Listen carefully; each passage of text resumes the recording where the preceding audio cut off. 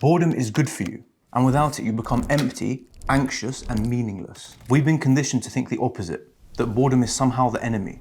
And by doing so, we blocked out the most valuable source of fulfillment and creativity. And the worst part is we're doing it to ourselves, and it doesn't have to be this way. If you can learn to be bored again, with just some small changes you'll see at the end, you can find 3 benefits which we all struggle for: meaning, happiness, and creativity. Let's get right in because I'm excited to share this. This hits close to home. Before we face the big lie of boredom, we have to understand what it actually is, because there's lots of misconceptions out there. Boredom is not an emotion, it's a collection of emotions. It's when you feel sluggish, restless, and just dissatisfied with what you're doing. It's your brain saying, okay mate, you need to find something more engaging to do. On paper, it still sounds terrible.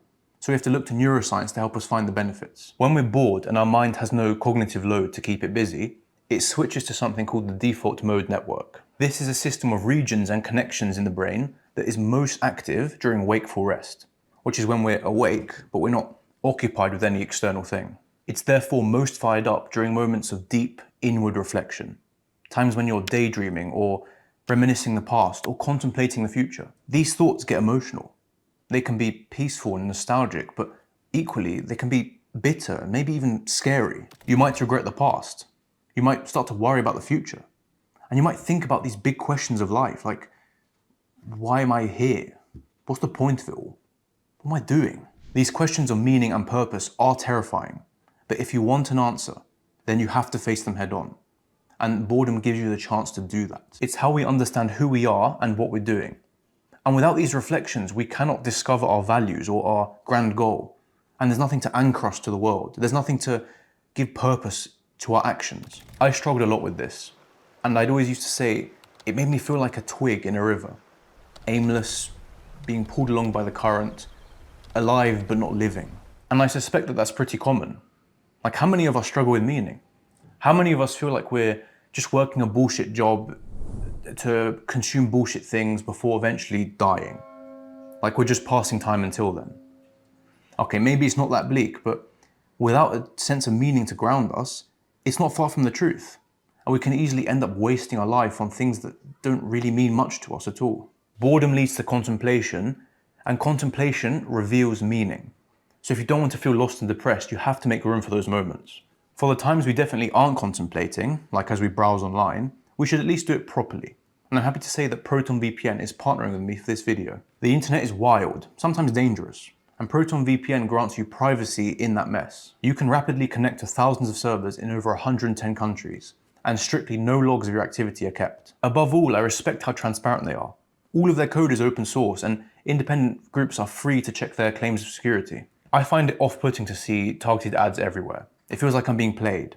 So it's a relief to know that all these trackers, dodgy ads, and potential sources of malware are all blocked now. In the UK, recent internet safety regulations now require intrusive age verification measures, like uploading photos of your face or official ID. For many, this raises serious concerns over privacy and data security. With Proton VPN, you don't have to give up personal information to enjoy the internet safely. It helps you keep control of your digital identity, and it ensures that your private data stays private. Governments may sometimes overreach, but Proton VPN puts the freedom and security back where they belong, in your hands. But Proton is not just about VPN.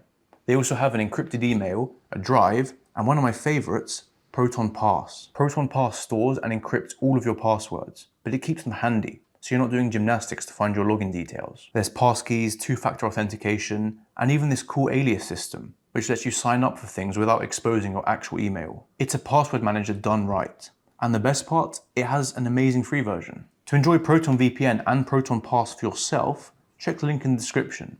And with that, you'll get a chunky 70% off, so I do hope you enjoy it just as much as I did. Meaning is closely tied to happiness. And you may not expect it, but boredom can make you feel joy again. I'm serious. In a sense, boredom is a warning. It's your brain saying, okay mate, you're not using your time and energy in a way that's fulfilling you. And so you then break away from those unsatisfying pursuits and find something that matters more. Come on then, what are we waiting for?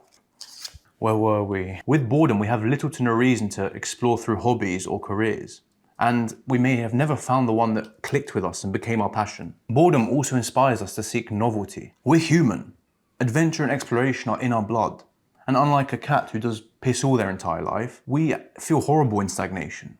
We want to break new ground and achieve new things. Much of history is defined by men and women who are dissatisfied with the status quo. They took risks, they explored new lands, they fought for a better chance at life. One writer even suggested that Christopher Columbus's journey was a result of his restless spirit.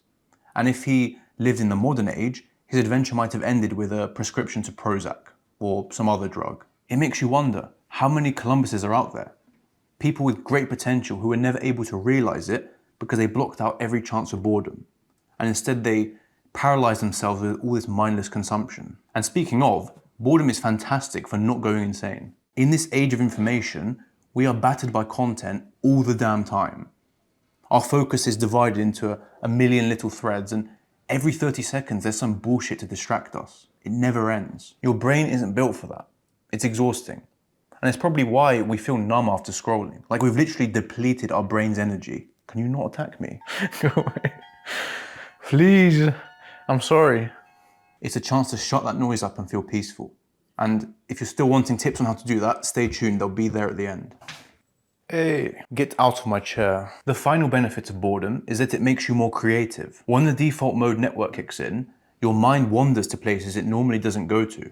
And that can lead to some interesting and unexpected thoughts. It's why Nietzsche famously loved a good stroll. It was time to get bored. It was time to think, to have tremendous conversations with himself. If this burst of creativity sounds unfamiliar to you, then I guarantee you've experienced it in the form of shower thoughts. The water's warm, you're washing your ass, and you're philosophizing. You're coming up with these great ideas. And that happens because showering is one of the rare times in the day where we are truly bored and we are not interrupted by any external thing. Without boredom, our minds turn blunt. And all that creativity we want to express is blocked away forever. What a list of benefits. I mean, boredom is brilliant, and yet we become very good at avoiding it.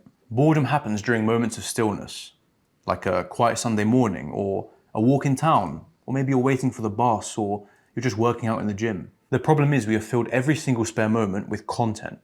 Reels, tweets, music, podcasts, whatever. We're like babies with their favorite binky. We just have to keep our phone close by, and if there's even a spare 30 seconds in our day, we automatically have to reach for it and distract ourselves. Nowhere is safe either, because we can whip out our phone while waiting for a red light, or when we're in line for a coffee, or when we're dropping a fat one in the toilet. What is going on? The worst part is, it's not even a productive way to use the time. We could at the very least, use that time for, I don't know, learning something new, or reading, or calling a family member, something productive. But we don't, because that takes effort. And we'd rather, find sources of instant gratification like reels or tweets. Like a drug addict, we build a tolerance and create this vicious dependency. And what's most worrying is that some children now have never truly felt bored. They just don't know what it's like, and God knows what that's going to lead to. Don't take this as blame though, because it's not just you. Media companies spend I don't know how many billions to make their apps as addictive as possible. And of course, we're raised on it. What chance do we have? Unless we grab this problem by the balls and crush it, then we're doomed to anxiety, to addiction, and sometimes meaninglessness. So how do we save our mind? How do we embrace boredom again? Well, the obvious way to achieve boredom is to just do nothing. I mean, of course, but it's easier said than done because we're addicted and we're restless. It's also naive to just say, quit using your phone, cold turkey. I mean, that would be great, but how many of us are realistically going to do that? Let's not take the piss. What will actually work are gradual changes that slowly reintroduce boredom in certain times and places. And that will help you get used to it and build a tolerance. One of my favorite ways to do this is that I don't use my phone at the gym and I don't listen to music while I work out. For years now, I train in silence or with whatever dumb music they're playing in the background. I mean, I can't control that, but it's so bad I just tune out to it anyway, so may as well be silent. It's just you, your workout, and your thoughts. And believe me, it feels like meditation. I also never ever listen to music on my walks. That is one of the best times to reflect, and you're blocking it out with music or podcasts. Why? And plus, you're surrendering your spatial awareness, which is kind of dumb in itself.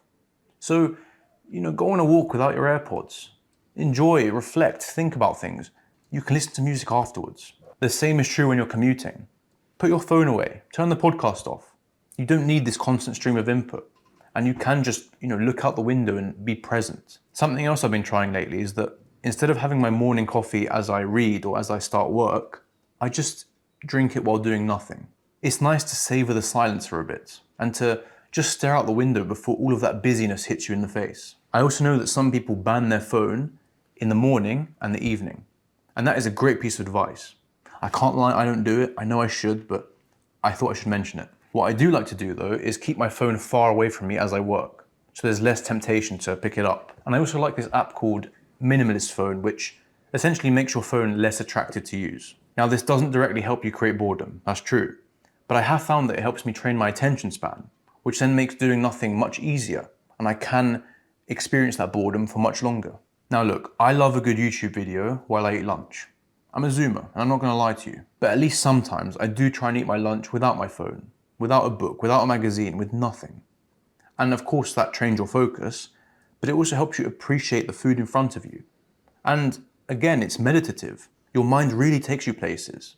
This next tip is a bit of a wild card, and it was inspired by Harold Bloom, who's a literary critic. He said that when we read fiction, we overhear ourselves, meaning that as we follow the characters through their story, it lets us think about our own life, as if we're a spectator to our own experience. I bet you have felt it before, where you're sucked into the story and before you know it, your imagination is fired up and you're mulling over all of these ideas. The neuroscience backs it up too, because the default mode network is also active during reading.